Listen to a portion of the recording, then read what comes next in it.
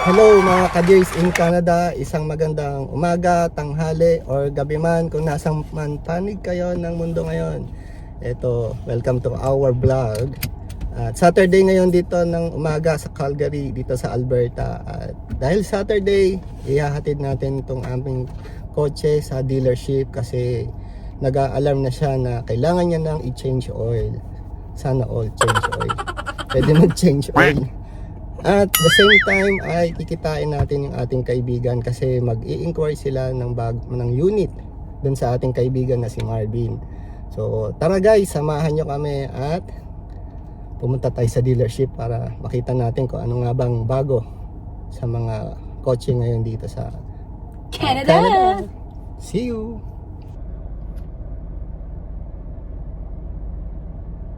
Eto nga mga guys, at papunta na kami sa dealership at medyo mataas yata ang gasolina ngayon, 140.9. 141. 141 na pala. Mahal na talaga. Pamahal na pamahal na dito sa Canada. Gasolina, pagkain. Ito nga ang palabas ng aming barangay mga guys. Ito ang barangay Overcliff. Tahimik na yun dito, parang di Sabado. Usually kasi maraming naglalakad-lakad dyan pupunta doon sa Valley View Park. Makikita ka dyan nagja-jogging or nagbabike. Pero ngayon parang Walking and running. tahimik yata kasi last leg na ng summer. So baka yung iba ay nasa camping. You know naman dito sa Canada, hilig ng tao ang mag-camping, especially summer. Ayan na nga po ang mga puno at medyo naninilaw-nilaw na. Dilaw na dear. Yes po. Ibig sabihin yan ay magfo-fall na. Baka mid of this month or katapusan ng buwan ay wala nang dahon yung mga yan. Ayan, almost na nga. Ang bilis talaga. Nilaw na. So yan yung isa sa magandang season dito sa Canada, yung fall. Kasi naghahati yung lamig at init. Winter, spring, summer, or fall. Kumanta pa ano. Yeah. Kalain mo, naisip ko pa yun. So andito na nga tayo guys sa Ford Marlboro. Hindi pa tayo late para sa ating 9 o'clock service appointment. Yan. Malapit lang naman to sa bahay, mga 15 minutes drive. So yan nga, dito namin kinuha tong ang pangalan nga pala nito ay si Corimao. So dito namin siya sa Ford Marlboro. So yun nga, 9 o'clock ang ating service. Meron pa tayong 5 minutes early time. So ayan, ang kanilang yard. Dito tayo pupunta sa service. Diretso na tayo dito sa service. Ayan. Ayan, service. Drop off nila.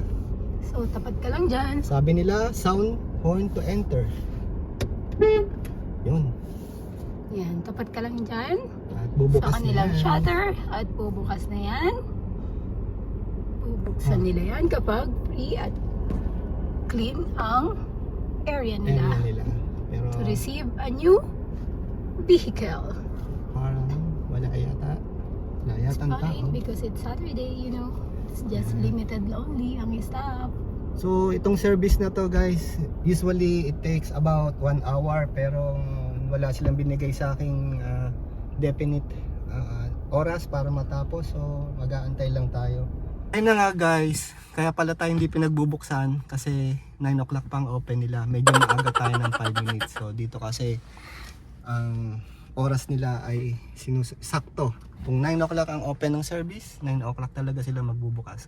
Kaya Not kahit anong 8:59, not 9:01, but 9 o'clock. Kaya kahit anong bosina natin dito guys, deadma lang. Wala. Di tayo pagbubuksan. Yes. antay tayo. Dito kasi sa Canada, sa First World Country, talagang medyo Ano sila sa oras? Punctual. punctual sila sa oras. So kahit 1 hour early ka dito, Yun. Antay lang tayo. 4 minutes na lang naman guys. It's okay. yes. So ito na nga guys, binuksan na nila ang shutter. So pwede na tayong pumasok. At ito na nga po, ang service advisor ay nag-iintay na. So kung mapapansin nyo, diba, ang liit lang ng service dito. service department dito. Ayan. Kasi naman napakarami kasing dealership dito kaya hindi na kailangan yung mga malalaki. So, ayan yung SA. Ano ang pangalan na to? Si Edwin Prasad. Ayan siya. And, actually, meron silang bagong opisina na ginagawa at soon to open yun. Malaking opisina.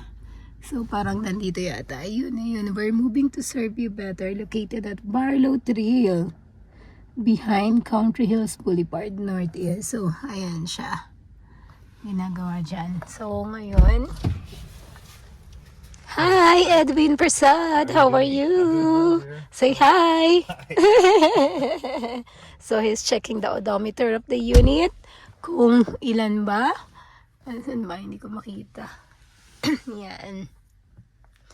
Diba? So, yan. Waiting lang siya doon. So, ako i-eject na ako dito pamaya-maya. At kailangan ko nang bumaba. Diba? Pagka ipapasok na niya yung sasakyan. So, he's taking picture just in case. Diba? For the body. So, parehas na parehas kung ano yung ginagawa namin sa Kingdom of Bahrain from Toyota and Lexus by Ibrahim Khalil Kano. So, ayan. So, ganyan din yung ginagawa niya.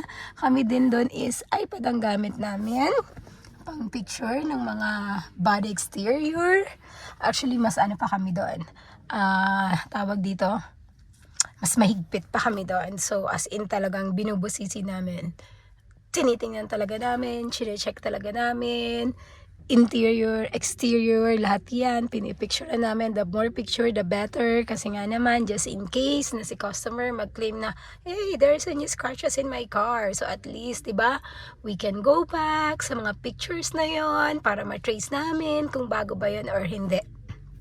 And anyway also, marami namang CCTV camera all over Ibrahim Khalil Kano office. Diba? Including workshop. So, makikita ba doon kung yung new damages pa talaga ay bago or hindi. Ganon siya.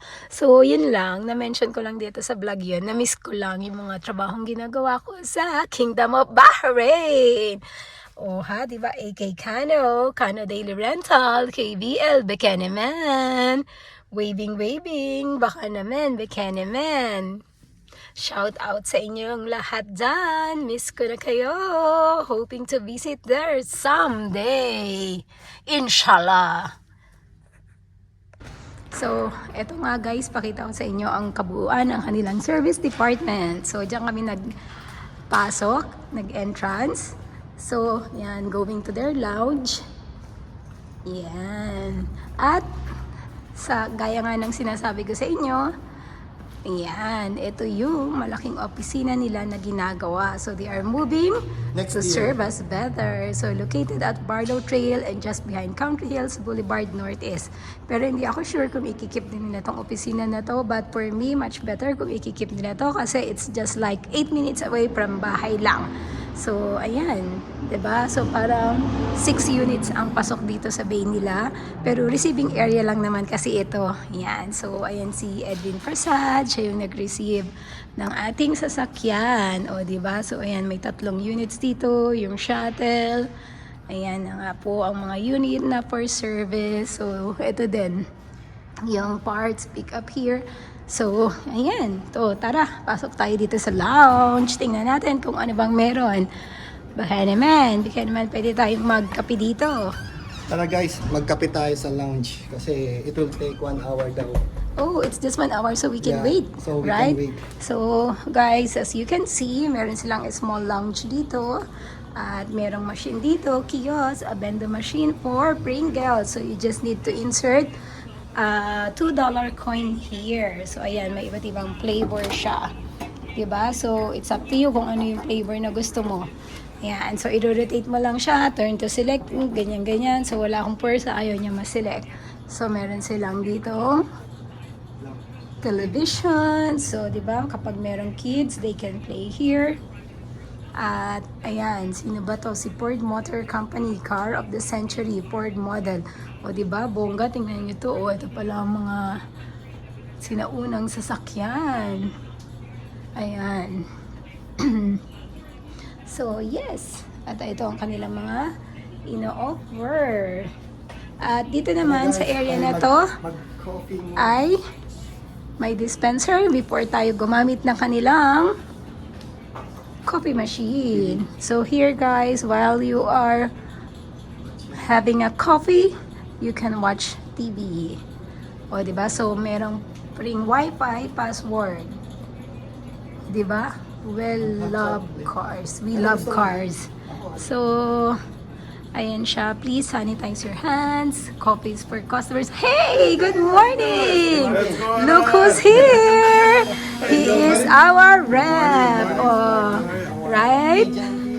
Yes! Yeah! They are coming. They are coming. Yeah. mm. I might be seeing We are you just early. 9 o'clock? Yeah, perfect. 9:10, something like I that. Yeah. moved offices. Mine's in the middle now. No. It's okay. We will look for you there, wherever you are. You cannot hide from us. Okay. So, hi. Good morning. Good morning. So, here they have a napkin or tissue here. What is this? It's hot chocolate. Oh, he's giving me hot chocolate. Hello, how are you? Good, good, good. Thank you. So there is a coffee mate. Yeah, sugars. Ta-da! And this is the machine.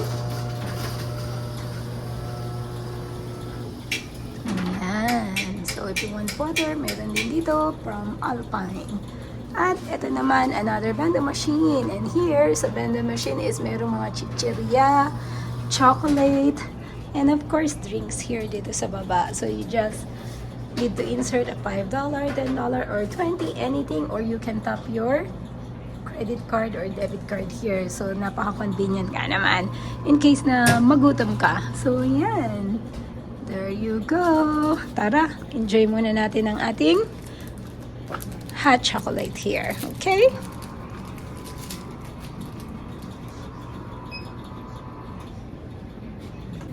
Ayun guys, dito muna tayo sa lounge at magkape. Kasi ano pa siya, 1 hour pa namin siya antayin.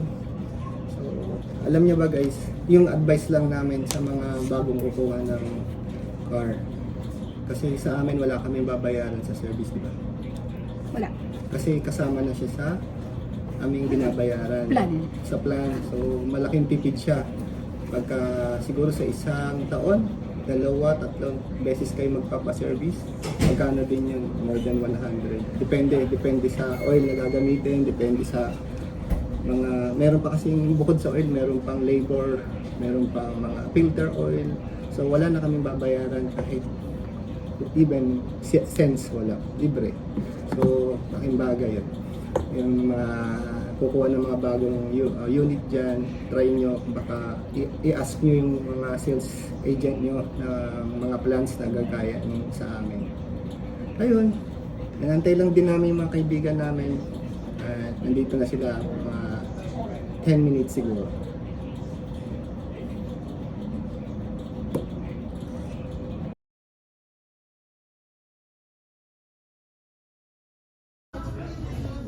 So ayun nga guys, dumating na dito yung aming mga kaibigan na mag-i-inquire ng unit. So tignan natin kung paano yung step by step process ng paglalabas ng unit dito sa Ford. Ayan. Actually madami silang choices. Yan, may mga SUVs, may mga trucks.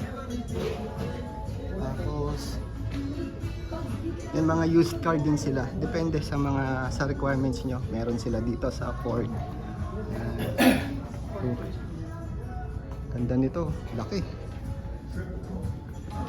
Malakas din sa gas yan, guys. Mga V8 siguro makina nito, guys. Yan. Expedition. Pang politiko to sa atin, guys. Sa Pilipinas. Ng compact SUV nila, Bronco. Ayan. Ayan, Bronco. Ito ang kanilang showroom. Maliit lang pero okay na rin. Accommodate naman yung mga bagong unit ng kotse nila. Okay guys, tara samahan natin yung ating mga kaibigan at alalayan natin sila. So ayun nga guys, nandun sila sa loob ng office ni Marvin. Ayan. Actually si Marvin, mabait yan. Pangalan niya Marvin Molina. The first time na na-meet ko siya, akala ko Pilipino. Pero hindi pala. Isa siyang Mexican. So sounds Filipino yung name niya, di ba? Marvin Molina. So ayun si Mrs. Enjoy lang sa kanyang hot chocolate. Dala ang kanyang backpack. Bahay niya yan guys. Kung ano yung nasa loob niyan. Pag may nawalang isa dyan, alam niya.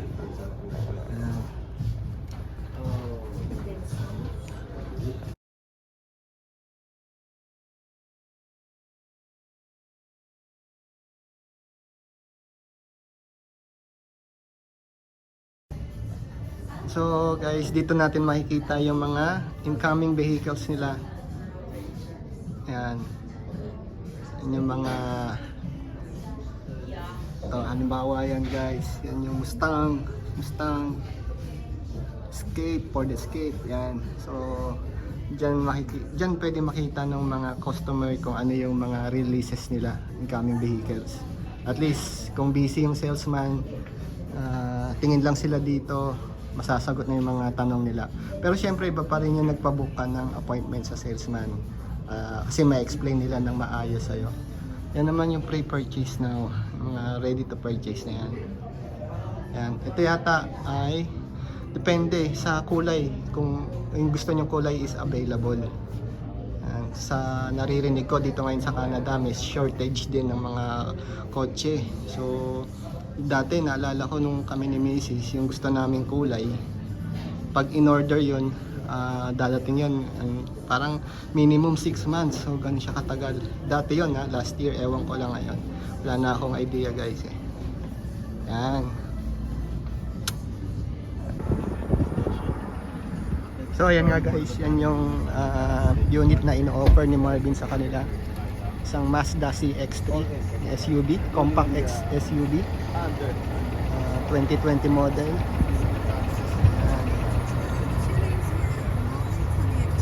Isa din ito sa magandang unit na gusto ko.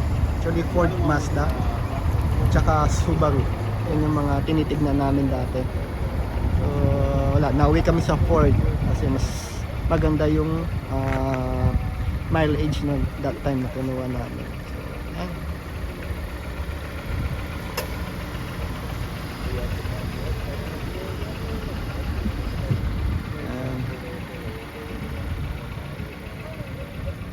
Ganda rin ng kulay guys, parang hindi ko siya ma-identify, parang beige na may pagka-gray, na may pagka-white. Maganda siya, gusto ko siya. CX-3 yan, test drive daw ni Jed para magamay niya kung komportable siya. And guys, tapos na rin i-service si Corimao at kunin na lang natin siya yung susi doon sa service department.